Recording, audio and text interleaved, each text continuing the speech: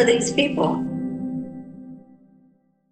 This is a guy named Guy Christiansen. You may or may not have seen a video of his before, but this is some motherfucking dystopian shit right here. Watch this. This is extremely dystopian. In Israel's final solution for the Palestinians, which their war cabinet voted unanimously into motion yesterday, May 5th, 2025, Israel will be establishing biometric camps in southern Gaza, erecting compounds run by foreign mercenaries who dictates who and who doesn't get aid. These areas will be under full IDF control, and they will be able to snatch and murder whomever they want to on their way to get aid. This will be social engineering on a micro level. They will be able to punish journalists, critics, and activists, anyone who they want. The plan lays out how this works. Each individual family selected to receive aid will get a package that contains the bare minimum calories needed to sustain them for 7 days. In exchange for this, the family will have to submit their biometric data to the IDF. This comes after 65 days of total siege on the millions of Palestinians in the Gaza Strip. They haven't received a single delivery of food, water, medicine, nothing. The only thing that has entered Gaza for the past 65 days has been American bombs. And you know what the cherry on top is? Israel plans to only allow 10% of the amount of aid that was entering Gaza during the ceasefire, which, if we remember, the amount of supplies that was entering Gaza during the temporary ceasefire was far below what Gaza actually needs to survive. We have dozens of cases of Palestinian children starving to death, dying in their sleep, dying from malnutrition. This is a deliberate act of mass starvation designed to break and kill a population that has been being genocided for 18 months. Journalists and aid workers are being hunted. Medical workers and first responders are shot in the dead of night by the IDF. Farmland, food warehouses, community kitchens, water systems are being obliterated alongside the health system that Israel has bombed every single hospital in the Strip. This is not an accident. This is extermination by design. The time is now to act. It's called the final solution for a reason. This is the last stage. So activate yourself. Go to my bio. There's ways to do so. Share this video to get this message out there. Thank you, and free Palestine. You better say free Palestine. Kids are all right. Let me tell you. Yeah. So that is a lot of what Whitney was talking about, where you're literally going to have to scan your retinal scan maybe, or a fingerprint scan in order to be able to get enough rations to survive starvation plus for another week. And if you said something on social media they didn't like, or you went on a road they didn't like, or you looked at the person who's taking your ID the way that, in the funny way, you may not get it for the week. This is what they want. I mean, it's disgraceful. Oh my goodness. No, mass starvation. Mass starvation, Applejack. Not the other word. This is a family show. Well, it's sort of a family show. Although I wouldn't really want to. Yeah, thanks. Thanks, Fozzie. All right. So that is portion one. Again, biometric IDs. This is what Palantir and Google, which they've now started to participate in this too. This is Unit 8200 companies that then come over here and they're getting preferential treatment from the Trump administration. It's insane. All right. But that's not the only video I brought. You shared this with me the other night after I went to bed. I guess you found it. And it was a quote from Nora Barrows Friedman, and I immediately wanted to click and watch the video. David Miller, professor from the UK, famously went to Nasrallah's funeral, and he was detained at Heathrow for hours and harassed specifically because he attended the funeral in Lebanon. And he has been tremendously outspoken in anti-Zionism and in calling out exactly what Zionism is, and in calling out the rape culture that there is, and calling out the most extreme elements there, which is uncomfortable for a lot of people and put a big target on his back. Here he's quoting Nora Barrows Friedman from the Electronic Intifada, who's a also Indie Media Award honoree. Electronic Intifada, one of the best outlets there is in covering the struggle of Palestinians from their perspective. At Intifada on Twitter. And she recorded a podcast where she was a guest, or she was on a panel, and she talked about this. And here's a quote, and I wanted to go and see the longer context. But she says, quote, "I don't care about saving the Jewish soul at this point. I don't care about anything that has to do with preserving anything of my inherited genetic identity.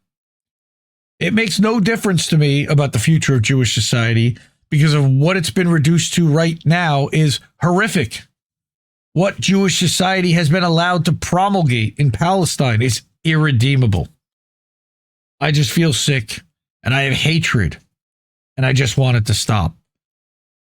And I read that resonates so well with me. So I brought Nora's video because I think that she's at a moment of, personal crisis, as am I with all of this, with how we were raised and what we were taught, and how none of this tracks with who we were told our people were.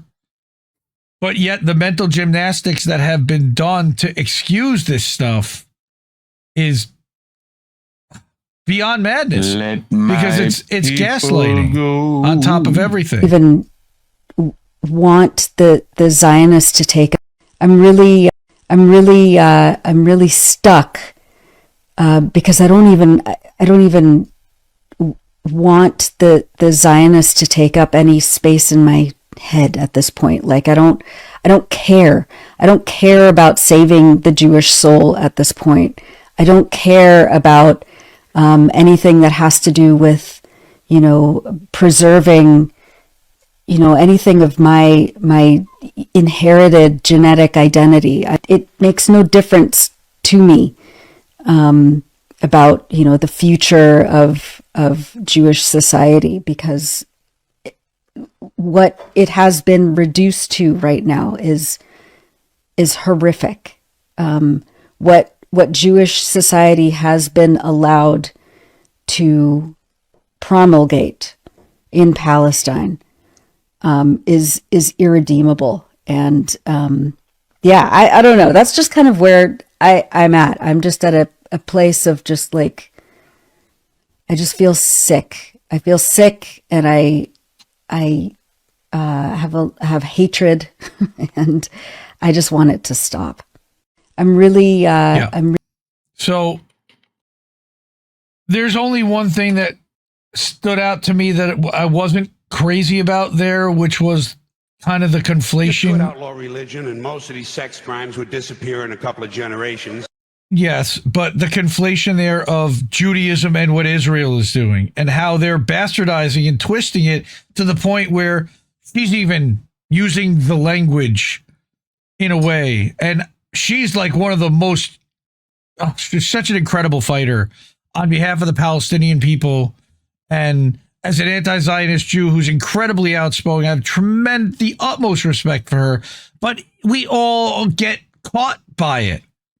That's part of the Hasbara. That's part of their goal and their game is to get you to co-opt and use their language in describing this and their terms and their framing.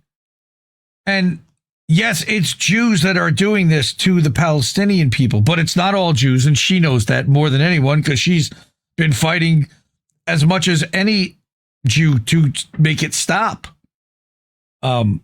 With her voice and with the platform that she has.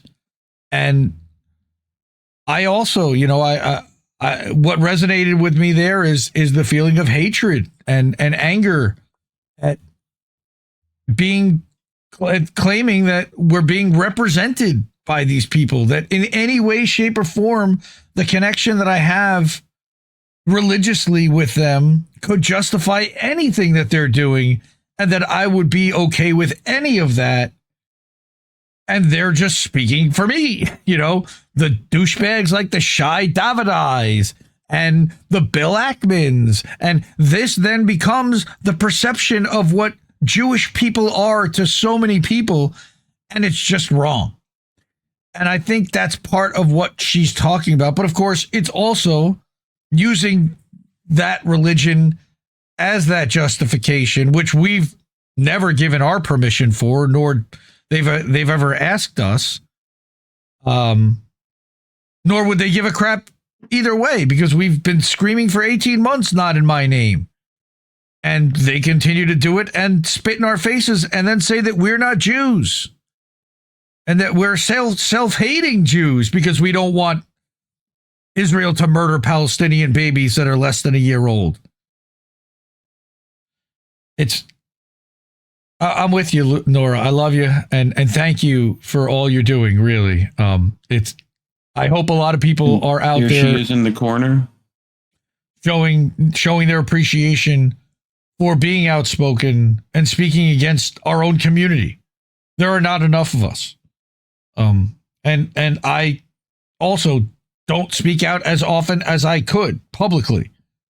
Part of that is because of family stuff, and it gets very complicated when you've got, very close family members. Do you walk away from your whole family over this? I mean, it happened. It's been happening, and it's really tough. So fuck Israel for even putting us in that position at all. So, yep. Let's continue with fuck Israel by having the obvious question asked by Jason Hickel, who's a pretty smart cookie. Don't always agree with everything you post. This one was right on. Just curious to know what the reaction would be if someone bombed virtually every hospital, every school, and most civilian housing in Israel, and then openly planned to implement concentration camps and ethnic cleansing there. Because that's being done in Gaza, and all I hear is silence. Cowardly, nauseating silence. So this isn't necessarily a story. Now, Lisa here, who's a Kennedy researcher for JFK and RFK, she's unfriended nearly everyone in her life for their silence at this point. And some people have done that, and I deeply respect the people who have. But sometimes that's just about everybody in your life, and it's really hard on those people. And I have feeling for them. It is more complicated than that with people who this is not on their radar, and it's not necessarily something that affects their life on a daily basis, even though they see it affects my life on a daily basis. And that hurts. Who are these people? Who are these people? Thank you. Yeah, that hurts. Sure. But everybody's got to do what they have to do to survive right now. And I just think that there are people that need to stick their head in the sands and believe what they need to believe, because otherwise it would bring their world crashing down together. And that doesn't necessarily serve anyone when they're holding it together to support 4, 5, 6 other people that have nothing to do with any of this.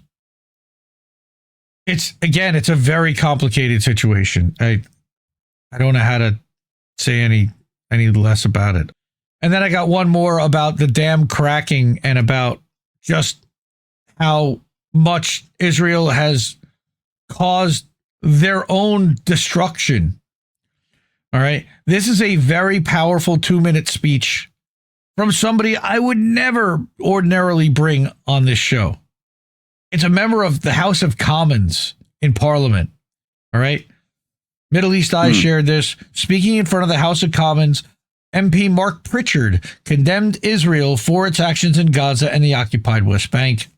And he says, I've supported Israel pretty much at all costs. And he says, I want to say that I got it wrong. And he's going to go a little bit more into this. He starts out by hedging, of course, right away. And we of course, don't like that. But we'll go here. Slideshow off. Okay. Let's make this go. Deputy Speaker, of course, Israel is an important security, trade, and democratic partner, but that gotta kiss their ass a little. Blank check. The fact is that 13,000 children have been killed, 25,000 have been injured, maimed, wounded, orphaned, some of them. And many of them. For many years, I've been in this House 20 years, I have supported Israel pretty much at all costs, quite frankly. But today, I want to say that I got it wrong. And I condemn Israel for what it is doing to the Palestinian people in Gaza and indeed in the West Bank. And I'd like to withdraw my support right now for the actions of Israel, what they are doing right now in Gaza. Of course the hostages should be released. Of course that Israel has a right to exist. Of course he throws Of course the those. Israeli people, the Jewish people should He's have the right pander. to live in peace. But so do the Palestinian He doesn't. people. And I've said it before and I'll say it again. That the life of a Palestinian child is as precious as the life of a Jewish child. Again, And this pause. particular moment in time, we've had lots of statements over the last 18 months. Palestinian child, Jewish child. What about no, it should have been Israeli child. If you're equating 1-to-1 Palestinian child to Jewish child, because guess what? There were Christian Palestinians, there were Muslim Palestinians. At one point, there were even Jewish Palestinians. Oh my God. Yes, there were, but but they've murdered all of those, of course. But I just wanted to again note that he mentioned Palestinian child, Jewish child. Terrible. Child is as precious as the life of a Jewish child. And this particular moment in time, we've had lots of statements over the last 18 months. This is not only this Parliament's not greatest hour. I'm really concerned that this is a moment in history when people look back where we've got it wrong as a country.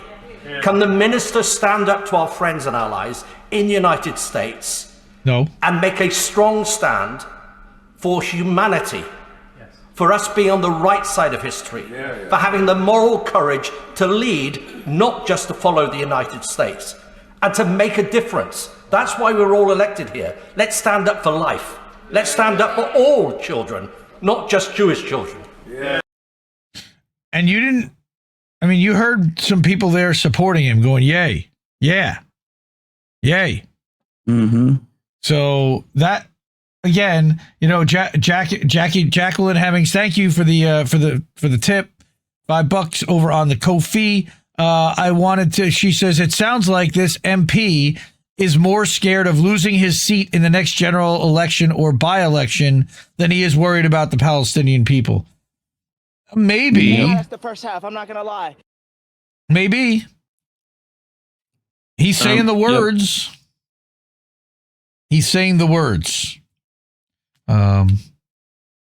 Which has taken them how long to say the words? Well, that was about to be my other point, which took you how long to get even there? Right. Like, how many babies had to die before you figured that out? Before you had to say something? Move Reef over there. Recenter. He moved over. Okay. So, fuck Israel. I'm glad that there are at least some people starting to worry about this potentially being a political liability, because they certainly haven't worried about that for a while. And that's a good thing that they're doing this, Again, it's a pander to Israel. You couldn't expect them to go Claire daily, but for somebody who has been an ardent Israel supporter his entire career in Parliament, I don't know how long he's been there. It's always a good thing when somebody that they think is on their team stands up and goes, "Nah, this ain't right anymore, man. We got to stop this. We can't listen to the U.S. We can't take it up the wazoo from Israel." All right, even though they all do, again, it was a little pandering, sure, but at the same time, I haven't seen too many speeches like that in Parliament. So I'm happy to see at least some of it happening somewhere in the Five Eyes countries. It's been happening elsewhere for sure. We definitely won't get monetized for that. So thank you to everyone like Jackie Jack. She's already on that wall of fame. If you want to be on that wall of fame and you're not already, the ways to do that are down in the corner. Cash App, ko-fi.com/Indie News Network, and it'll make the Who Are These People show up on the screen. PayPal.me/Indie News Network, INNnewsletter.com, and live at IndieMediaToday.com also. Support independent media. We need it more than ever. Mwah. Ciao, baby. No! We just fucking lost the stream. Can't keep giving us nothing and think we're bluffing about coming for your heads. Why play civil if you won't listen to 50,000 dead? And now we know our mission, we form a militia, make Congress a prison.